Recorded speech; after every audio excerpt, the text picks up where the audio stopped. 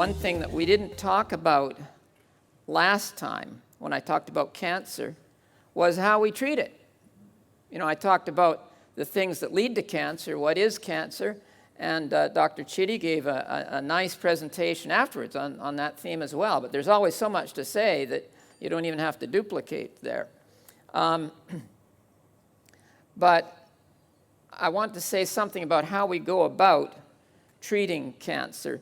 Perhaps the most important thing, well, as in all things, God should come first. And the first thing for a patient to realize is what is clear medically. We don't have a cure that's a guarantee. And pretty nearly always for cancer, any competent and honest doctor will tell the patient that in conventional medicine.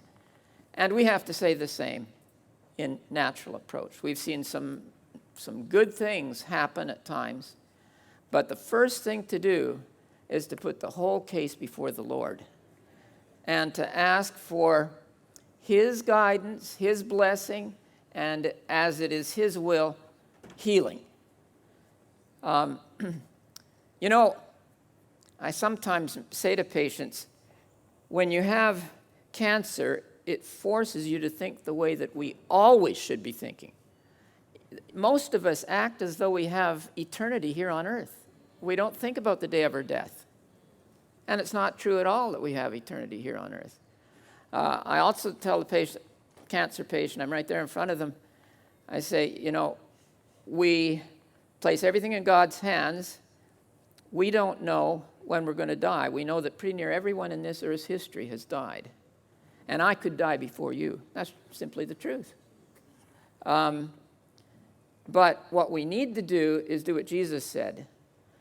He put it really bluntly, take no thought for the morrow. What should you seek first? Seek first the kingdom of God and all those things, the things that God wants you to have and to participate in. He's going to give you that. If we get that orientation clear in mind, it's not only wise and true, it's actually the best attitude to have for living, whether it's with cancer or without. I don't know if we have a volunteer. No volunteer ready. Oh, there's someone. Good, a brave soul. This first little demonstration is a short one. It's almost... Okay, what we're going to do is we're pretending that this is a bathtub. Okay. At the centers, they have actual whirlpools that are deep and the water can be up to your neck, which is ideal, but you can do it in a bathtub at home. Bathtubs nowadays are often small. The old-fashioned ones were quite deep. But take a seat here and then your feet up on this. So we're thinking of this as being a bathtub. He's got his legs stretched out like that. Are you halfway comfortable? Very. Okay. And the water is warm because what we're going to be aiming for is a fever treatment. I didn't mention diet actually is central if you want to take a natural approach on cancer treatment. The diet should be not only vegan, that is, beyond vegetarian. Dairy may be more at fault in many types of cancer than meat. But all animal products are a real problem if you're wanting to fight cancer. So we have the person go not only on a vegan diet, but really emphasize greens and raw food to the extent that they can do that. Now, fever treatment, you may wonder, why do we do a fever treatment? Well, a fever is the response that God put in our body when there is a problem going on that needs the immune system to work. Everyone knows that when you get an infection, a bad enough infection, you're going to get a fever with it. And what the fever does, it's not to make you miserable. Well,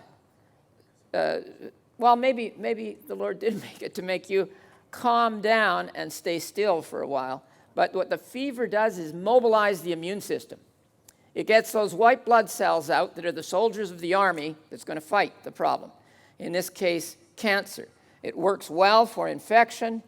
A surprising thing, which I don't have time to delve into right now, is it even helps with a lot of autoimmune disease. You'd think the opposite way.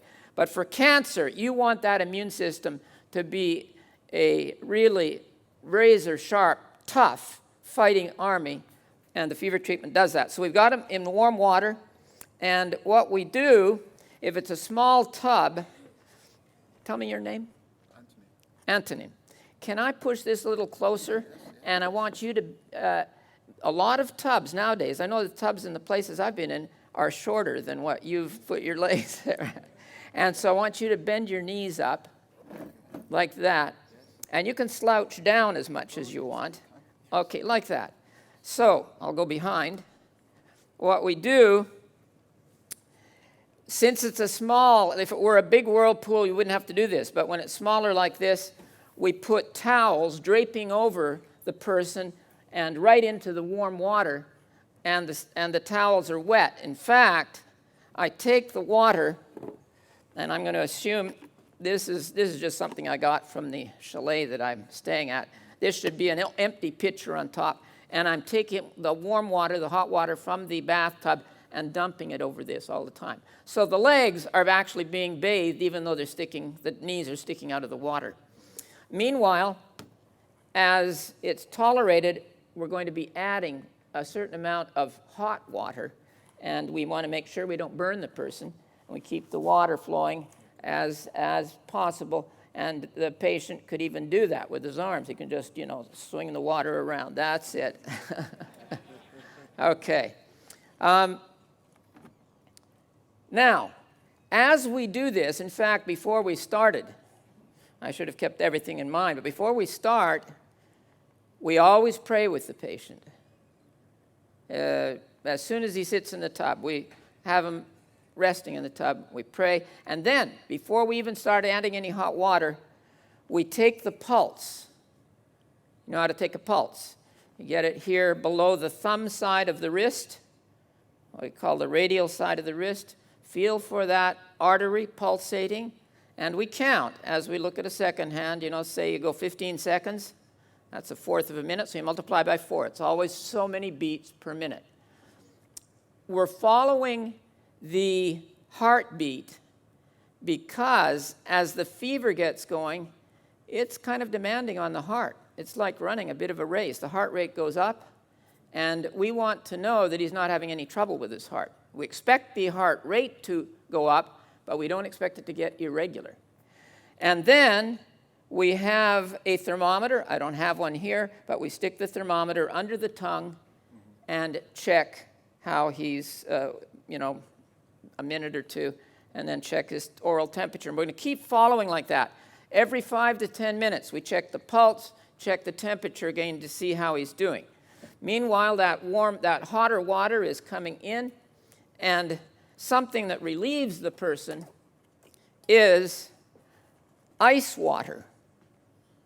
Now, this is all a dry run, but you'd have ice here with some water, a face cloth, and you don't even squeeze it out. He'll be happy as can be to have it drip over his eyes and head and just everywhere. And it can sit like that. Some people like you to just squeeze that ice water, squeeze the rag, and get that cold water dripping over their head. And as the temperature of the water goes up, and if you have a thermometer for the water, you really need it to go up somewhat higher than a fever temperature. In Celsius, it'd be up to something like 42, occasionally even a little bit higher. And as time goes on, then eventually we see his temperature, we hope, go up toward 40. We don't push the oral temperature over 40.0. By the way, if anyone has a heart problem, you may not be able to do this. If you have a heart problem, at most you have to do it very gently, carefully. You don't try and push the temperature up so high. Actually, there was an article in a journal on the heart about how warm bath treatments actually help them. So you could do a gentle fever treatment with them. But if there is a serious heart problem, do not push the temperature up much. So we keep on changing this cold water, keep watching his pulse, his temperature, and we like to go for maybe 30 to 40 minutes in the tub. And it's nice if we can do 10 or more minutes at whatever he achieves. You don't force him up to 40 degrees Celsius. You always keep talking with the person if he's tolerating it all right. Now, he's doing pretty well. The dry run is pretty easy, except for being a little hard on the rear end there. But when you're in the tank, this is a lot more than a warm bath. It's an aggressive treatment. And you pay attention. If he says that's enough, he can't take more, then you don't give him more. You don't raise it. You turn off that hot water. And if it's already too much, put in some cold, so that you tune it just to what the patient can tolerate. Like I said, if the person is able, the highest you would push it is 40.0. That's the maximum efficiency of the immune system. When we're finished, there's something you need to watch for if you're going to be doing this at home. We're draining out the water, and as soon as he is ready, we don't have him just jump up and go. Now, you'd be ready to jump up and go, but we're not going to let you. When you've had all this heat in the body, the blood vessels are dilated, they're open, and the blood is flowing quickly and easily. And there's so much capacity down in the trunk and the legs that the blood, if you stand up, there may not be enough to really have enough pressure to the brain. You know what happens? Dizzy. The person would get dizzy, but worse than that, faint on you. So let's have you set your legs out on the floor. Don't just stand yet. And just wait there. We do this. This is what we do as a standard thing at Uchee Pines. We cover the person. I don't know if we've got enough of our sheet here, but wrap it around. And now, carefully, stand easily. By the way, I should have said, right at the end, when the water is out, it's really helpful to take a spray of cold water. And he'd be happy as can be to get that when he's got a fever temperature in him. And then I walk with him the whole way to the bed that he's going to rest on. I think we're all set now. Thank you very much for coming up. Thank you. Okay. When he gets to the bed, what we actually try to do is prolong the fever for another half hour to get the full benefit of it. So he's sweating like mad. Anyone that does this, you can't tell it well because he got the water from the ice water dripping, but there's loads of sweat. And so if you were to lie down in or even on a bed, he'd get it wet. So we put down a plastic sheet and then give a regular linen sheet and a blanket or two on top of him so that he can lie there. We often have an ice bag to the head to keep it cool and let him go ahead with the fever that gradually comes down to normal over the next half hour or so. And that way you get a really good stimulation of the immune system. Okay. What I really wanted to get to today, and our time is running out on us quickly. Whew. I don't know. Maybe we'll have to do it tomorrow. It's a problem that is so widespread. To me, it's amazing to find out that over 90% of the population have this problem, and many of them aren't aware of it. It's a problem that has to do with the most obvious manifestation of it is hay fever and sinus problems. But that's only one manifestation. There are loads of people that don't have that manifestation at all.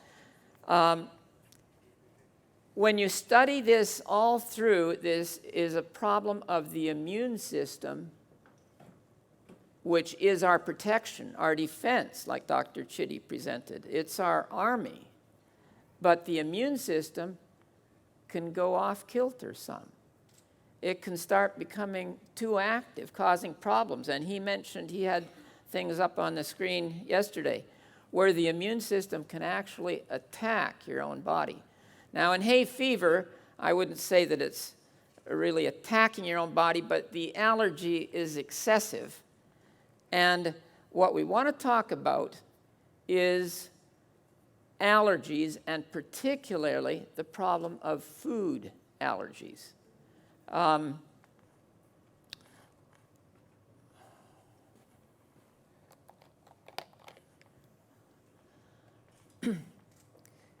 Allergies, and actually all the action of the immune system, is because there is something foreign, like a germ, bacterium, that our body, and particularly our blood, comes in contact with. And you don't want those germs. Nobody is going to do well if you got those germs multiplying in your bloodstream. So our body, the Lord has made this whole system of developing what are called antibodies against those foreign objects. The foreign objects are called antigens. We're going to get into a little bit of immunology here, often abbreviated A(g). And our body's response to that is antibodies. Now, the cells, the white blood cells themselves can and do fight against the foreigners that come in. But there are also these weapons called antibodies which attach on to this foreigner that's invading. And it's not that they actually kill the foreigner. It's the white blood cells that do that. But what they do is signal. It's like a red flag that's put into those germs or whatever it is that tells the rest of the immune system. It tells the white blood cells, this guy's an enemy. Destroy him. Those antibodies, they're often abbreviated A(b), but actually in medical literature it's much more I(g), immunoglobulins. And there are different classes of immunoglobulins. Now, the kind of allergy where a person reacts quickly to something is the kind that most people know about. Someone may be allergic to a bee sting. I don't know if you've heard of people that are allergic that way. I had a friend who actually was so allergic, he ended up dying from a bee sting. There are people that know that they're that way have to carry a pen with a needle in it to inject adrenaline for that emergency. That kind of antibody that causes such an excessive reaction is called immunoglobulin E, capital E. So that's one type of antibody, immunoglobulin E. Now, the most common type other than immunoglobulin E, in fact, this one isn't the most common. The one that runs through the bloodstream is the most common by far, is immunoglobulin G.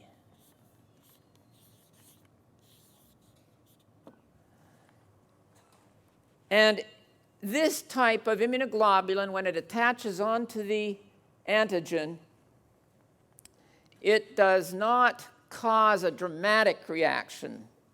My friend that died, he had that reaction that's called anaphylaxis. The airways just choked up. Immunoglobulin G instead makes the person feel worse, and there are many different symptoms that he can have. You can have symptoms of the airways, but not so dramatic. You can have symptoms of the digestive system, diarrhea, constipation, even nausea, bloating. You can have symptoms of pretty near every organ system, even of the brain. Person is unable to concentrate well. So if I were to read you a list of the possible symptoms, and I have one here, but we won't take the time, it's about all the different ways that a human can feel sick. It's just dozens of different symptoms from pretty well every organ system. The trick about this type of allergic response is, unlike the IgE where you get an immediate response, and usually the person can tell you what it is that causes this problem, because right away, as soon as he's exposed to it, he'll have the response. In the area I grew up in Canada, ragweed pollen was a big problem. Certain weed that grows, and in the springtime, the pollen comes out. This one, the IgG type, does not happen immediately. This is an immediate reaction. This one is a delayed reaction. And the delayed reaction can be several hours. It can be up to a day later. And the person who has the problem does not know what caused it. It's just too long afterward. He's not eaten just one thing. It's half a dozen things, and so many other things that have happened. You know, he's been outdoors, and maybe there was pollen in the air, and he just doesn't know what caused it. This one is the one that you really would like to be able to discover what's causing the problem. And that's where help is needed. But I want to, if our time will allow, at least get to the point of showing you a first step to take.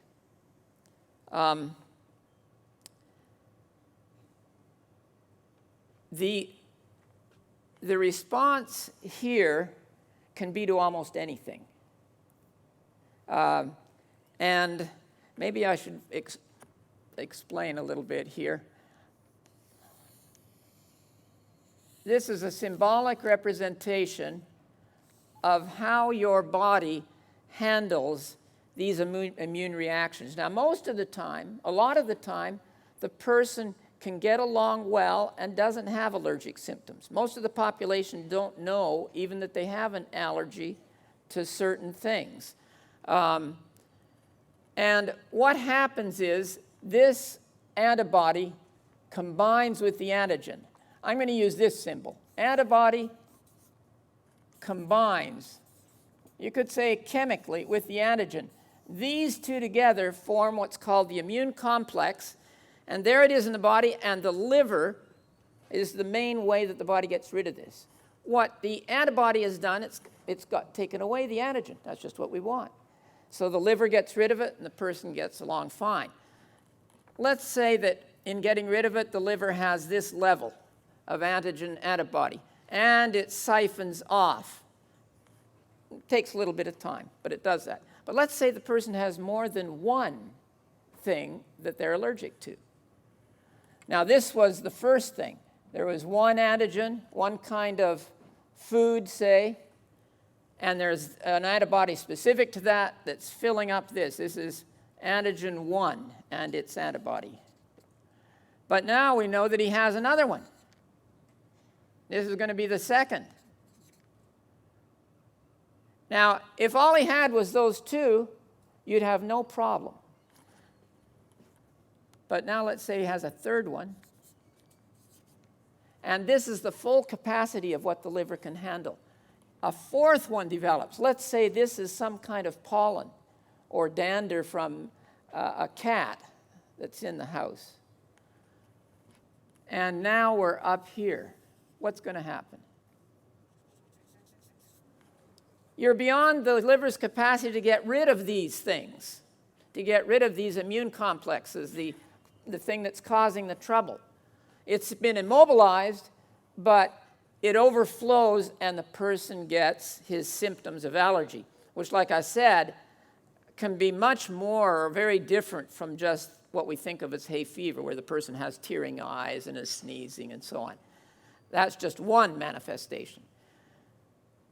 This concept of filling up the capacity is not known to most doctors. I didn't know it until I heard it presented very clearly a number of years ago at our health center. And I had a question about it. I said, you know, all they teach us in medical school and everything since medical school is how specific the antibody is for the antigen. You know, each antigen has its own antibody. The second one has its own different antibody. I never heard about them all together summating, adding up together till you get a manifestation. And then I heard a talk by an outstanding immunology professor from Stanford University. He had passed his, I think it was undergraduate years, maybe they were graduate years at Oxford University. He was at Caltech, perhaps one of the most prestigious universities in the United States. He went through detail explaining this very concept. Now, I want to take a moment to tell you why it's so important to understand this. It's that all of the different things that your body's reacting to, including slow ones, remember these ones are delayed and you don't know what caused it. These are summating up till we get this final one that spills over. Now let's say this final one, like we said, let's say it's pollen from a certain shrub. You know that when you get outside, suddenly you start having a sneezing attack at the right time of year. To get rid of that problem, you'd have to go around with an air filter on your face. Or you might say, well, I guess I can't live in England anymore. I've got to go to the Sahara Desert where there's no plants. Or, is there any other thing we could do? Okay. These slow-acting antibodies and immune complexes, these most commonly are foods the person is allergic to and does not know it. If we could find out what those are, we could get rid of these. Maybe these first three are those delayed reactions. He doesn't know what's causing it, but if we could find out, we'd get rid of these three, and then how much problem would he get from the pollen? It'd be way down here. So we really want to know how can we get rid, or how can we first of all find out what foods are you allergic to? Now, we said it's difficult, and it is. You can spend several £100 doing testing. And even the best testing that there is difficult to do. At least in the past, it was not terribly reliable. And nowadays, there's some labs that are accurate, but you sure do pay for it. And therefore, this first step, there will only be time to describe this first step I want to present to you now. And that is, among all the different foods that cause allergies, there is one that stands out way above the rest. The ones who study this in detail say that 60% of allergies that humans have are due to this food. That food is cow's milk. Now, I hear moaning in the audience. And I heard reactions, I think, from Dr. Chitty's presentation where you did understand. He came across rather strongly against milk, but I'm afraid I have to say the same thing here. And this is a different angle on the issue. This time, I have to say how strict you have to be about this. It's the first step that you're going to take, that you should take before you do any expensive testing or any further testing on by yourself, just dropping out different kinds of food, because it's difficult. It takes quite a while. We can describe it at another time if you wish. The first step to do is to become a total vegan. And when I say if it's for allergies, you have to be way stricter than just for taking care of your blood vessels. Here's the reason why. This immune system is extremely sensitive. The man that I just described, my friend who died from a bee sting, how much venom does that bee inject? It's not a terribly big amount. I'm going to tell you just one quick story. A girl that was known to be allergic to crab meat went with her family to a restaurant. They were sitting down, getting ready to give their order, when she started sneezing and having a terrible time, coughing and sputtering. And they wondered, what's going on? As they checked around, they found out there was someone at another table in the restaurant eating crab meat. And there was enough of the molecules of that crab meat going into the air that caused her a terrible reaction. As I remember, she had to go to the hospital for it. The immune system is super sensitive. So, if you're going to take a first step in handling this whole problem of allergies, remember, milk is the big one down here. The person doesn't identify it because it's a delayed allergy. If you're going to actually try and treat it by elimination of milk and all its products, you're going to have to do it in a way that is, I'm afraid to say, fanatical. First of all, you're going to have to look at every ingredient of the food. And actually, if you go and eat at someone else's house, you'll have to explain, I'm going through a trial right now. I'm eliminating all dairy because I have this allergy problem, and you can't even have molecules of it. Nowadays, in North America, I'm not sure here, on foods, because of this allergy issue, after they give the list of ingredients that they wanted to have in the food, they'll underneath say this was produced in a facility where they also handle such and such other things, milk or sunflower seeds or whatever. They're doing that because traces of those foods, if you have an allergy to them, will be enough to cause the problem, even though they weren't intended as ingredients. That's the way you have to be strict if you're going to handle this allergy problem with milk. Our time is pretty near up, isn't it? Got another 5 minutes. Okay. I'll put here on the board what you do next. Oh, I better explain. You need to stay on this allergy approach diet for enough time for these immune complexes to be totally eliminated so you don't have any symptoms. How long does that take? Well, it varies from one food to another, whichever of the ones is causing these allergic symptoms. The longest food are up to 6 weeks. So for a month and a half, you'd have to stay there. There's some that are less. Milk usually is less, closer to 2 weeks. I think the reference I looked at was 12 days.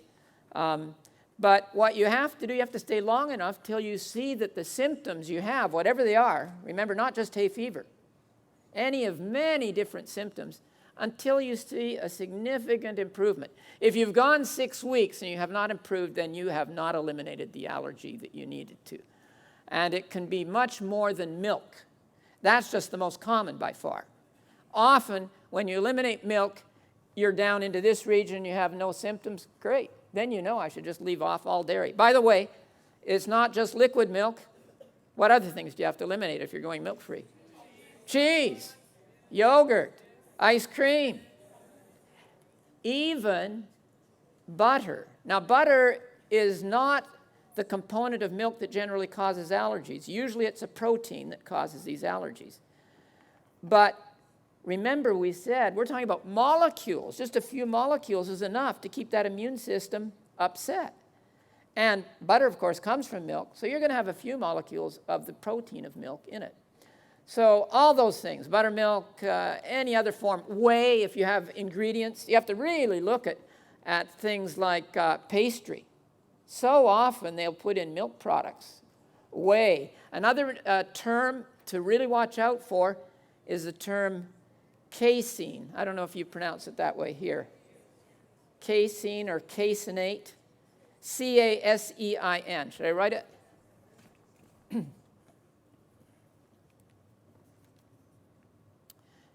This, sometimes with a A-T-E on the end, just a chemical ending, this is a name for the protein of milk. That's what curdles in milk to make cottage cheese. So this, of course, is the very part that causes the allergies. So look at all those food ingredients. And better yet, prepare as much as you can of your foods, like bread and pastry or any other thing, at home, rather than buying packaged foods.